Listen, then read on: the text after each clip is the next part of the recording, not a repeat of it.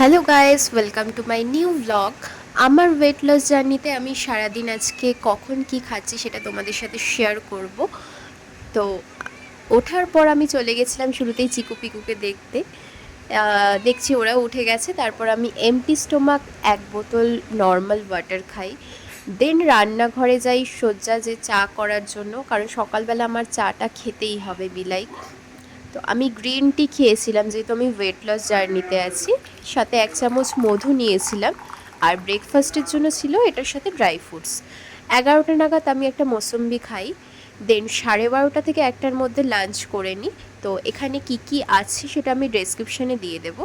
এটা high protein lunch হবে অবশ্যই।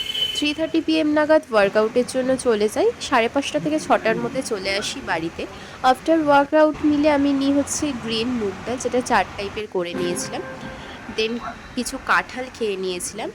আর 8:30 PM আমি ডিনার করি চিকেন পোলাও। এটার রেসিপি তোমরা আমার চ্যানেলে পেয়ে যাবে। আজকের জন্য এটুকুই। এখানেই ব্লগটা শেষ করছি। দেখা হচ্ছে নেক্সট ব্লগে। Stay tune, tata.